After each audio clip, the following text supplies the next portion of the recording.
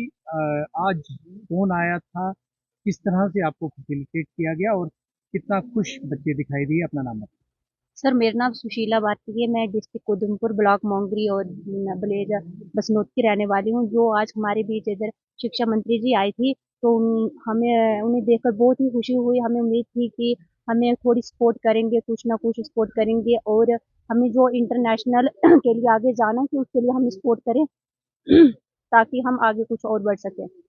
ये बताइए। सर, ये टोटल 23 मेडल्स लाए हैं हमने। कुछ तो गोल्ड थे, कुछ और सिल्वर और कुछ ब्रॉन्ज थे।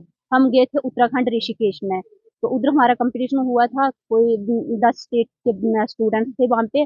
तो हमारी पहली टीम आई है, हम जम्मू कश्मीर वाले, तो हम पहली टीम आई है हमारी, बेस्ट और फर्स्ट टीम आई है हमारी। जी, क्या हम एजुकेशन मिनिस्टर से ये अपील करते हैं कि हमें आगे किड्स मैथ जो हम फैसिलिटी हमने जो ट्रेनिंग की थी, तो बहुत ही कच्चा छत, वो हॉस्टल का छत था, वहाँ पे हमने ट्रेनिंग की ना, भी उधर कोई किड्स मैथ कुछ भी ना था। हमें थोड़ी जैसे थोड़े टाइम में हमने ट्रेनिंग की थी और उसी में हमने करके दिखाया, उसी में करके दिखाया हमने।